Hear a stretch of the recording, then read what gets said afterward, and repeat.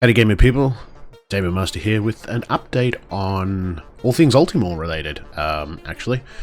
And what I wanted to do was sort of give you a quick behind the scenes on what's involved in porting one of these Apple II Ultimore expansions to the PC.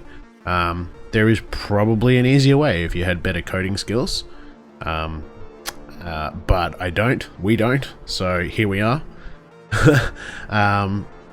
So first of all, what I tend to do is I'll load the Exodus construction kit. I've got a new version of this now, which conveniently reads both version 1 and version 2 scenario disks for Ultima III. If you're not aware, there are differences between the two, both on PC and Apple. You can tell pretty much straight away if your party starts with 100 food and 100 health each, rather than 150, you've got the older version. If you've got 150 food and health, then it's the newer version. And there is a few slight differences, the biggest one being how dungeons, the data seems to be stored for dungeons. And the other cool thing is now we've got, I've now got all of the Ultimore scenarios. So I've obviously converted the first two. Now we've got Spaceship Crash, we've got Slave Lords, and we've got Pirate World. So we're just going to grab this for now. We're going to grab Pirate World, put that in Drive 2. So then, let's say for instance we would go Map Editor, Drive 2. We're going to load a map. We're going to say let's load Sorsaria here, and then we denote the version. So we're going to go say version 2. It's in Drive 2. This is just Apple II emulator. Actually, normally I have the CPU cranked on this, so this whole thing goes a lot faster. Rather than trying to emulate it at 1-to-1 speed, you can just crank the crap out of the CPU and it just goes done. I was probably playing something and didn't change it back. Anyway, doesn't matter. Alright, so here we go. This is essentially quite as pretty as a PC editor, but this is, I mean, not bad for software written in the early 80s on the Apple II. This is the Sorsaria map for the Pirates Ultimore. So you can see the town, castle. That'll be the party starting point. We can change all this now. We've since hex edited the crap out of exodus.bin, and where Joel and others were making Ultima III scenarios where they couldn't move the towns and the castles and the dungeons, or the moon gates, or any of these things were all fixed. So in Joel's adventures, the moon gates are all in the same place. Exodus Castle is always in the same place. They weren't able to move them. Don't know why. But we've since discovered how to modify exodus.bin. We can move these things now. So in the future, once we've finished converting Joel's scenarios over, and I look at starting to make my own, expect to find Ultima 3 scenarios that have radically different maps. Which should be interesting. I mean, you could do some once you can rearrange and move everything, then I feel you can start. I mean, you still got limitations. It's not exactly a brand new game, but you'll be able to do, at least within the confines of Ultima 3, I think you could start doing some interesting stuff. Yeah, and there's more to do there. There's more that we could do there, in terms of figuring out how to change things around from vanilla. But anyway, so what I'm typically would do, this would be on one screen. I've got a couple of screens here. So this would have on one screen. And then over here, this is our UltiXO editor. This was made by Lord Ponsonby. And there's still a lot of functionality we want to add to this. But for now, it works pretty good. So I can fill this map with instance. For instance, I might say water, because it looks like this is a pretty water heavy map, right?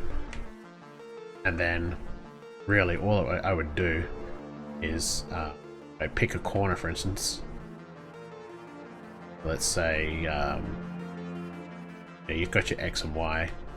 So let's start at 5001, for instance, right? Bring this over here at 5001. It's a little bit harder because we're running this on one monitor. But at 50 and 1, there's a mountain, right? Just stay with it. You got to paint within the lines there. Yeah. And then you can see we've pretty much just done that, and that's what I'm doing. That is literally what I'm doing. So it's a slow process converting all of this over to this. Now, if you're a tech wizard, one of the options here is you can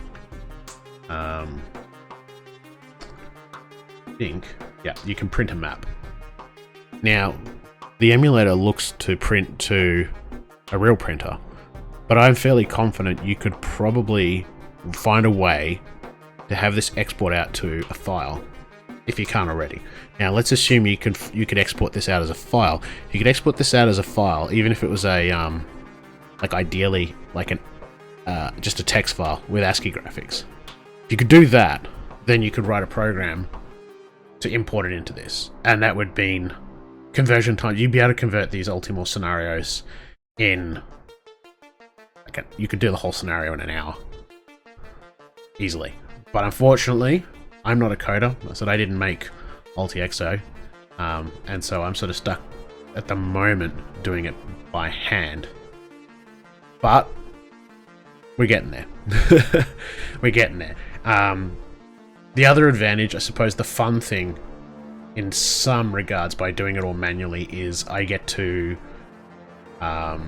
one advantage is I get to find any bugs, and there's been a couple. There's been a few things where you can see what Joel was intending to do, but either he made a mistake, or perhaps maybe there was some data corruption. I don't know. But there's been a number of times where I found little things that I've been able to tweak and fix. In World Divided, some of the dungeons you can't turn as a party when you're in a door. You can only move forwards and backwards. But Joel had doors in corners. Things like this. So that sort of stuff I fixed up. And also in doing it, I can also sort of get a feel for the story and how it flows and all that sort of stuff. So I don't really mind doing it by hand, because I get to find all the neat little secrets and whatever have you. And then just quickly, so dungeons, be back out of this.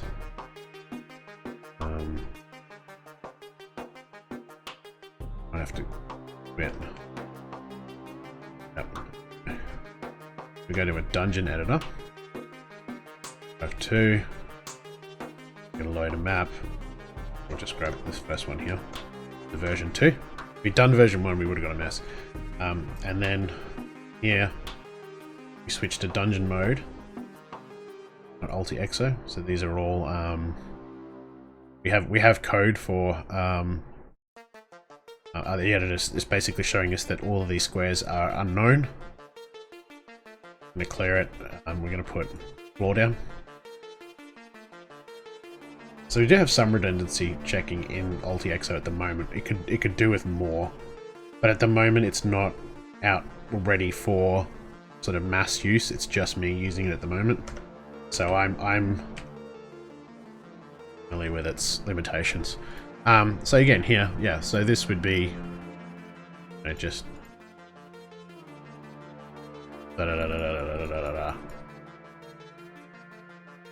the dungeons aren't too bad because they're only 16 by 16. And then we got like up, but misty writing, a door, etc. So it's just manually doing this sort of stuff. Usually I put a bit of music on, or sometimes even like a TV show or a Twitch stream or something. Yeah, and it's just a case of manually moving all this stuff over. And again, you can export, you can print these out. So even if you said you could create an app, a bit of coding probably would allow you to just immediately export all this and then import all this, but then you wouldn't catch some of the bugs and the other sort of nuances. There's a little bit of finessing, not a lot, admittedly, but there's a little bit there at times that needs a bit of work. So hopefully in the future, Ponsonby's been talking about tidying this up and making it publicly available. I think that's still something on the horizon, but I couldn't say when. We've got a running sheet of sort of features and things like that we want to fix and include and implement. So hopefully we can get out. One of the things I'd like to get in real soon is the ability to, especially with the world maps, I want to be able to export a map as like a JPEG or a PNG, something like that, so that when I convert these scenarios, I can also include all the maps really easily with it. Because at the moment I need to sort of pan around to the four corners and then copy paste into a paint program and then line it up carefully. It's a pain in the bum. It'd be really neat if I could just push a button and go map done. That'd be really handy. Really handy. You can use this, of course, to load up you know, the original Ultima or any of the maps and just browse them. You don't have to edit them. But yeah, being able to export to an image, I think, is the next thing we're going to be working on. And then eventually we want to include, there'll probably be a third mode, which will allow you to edit all the values in the exodus.bin so that you can start moving things around. Unless we can find an even better, easier way to do that within the UI. Work to be done. Anyway, the exciting news is really we have all of the Ultimore adventures now, and that I am working on converting them. So hopefully we'll have the next 3 on the IBM PC. No promises, but let's hope we can get a couple of them before the end of the year anyway.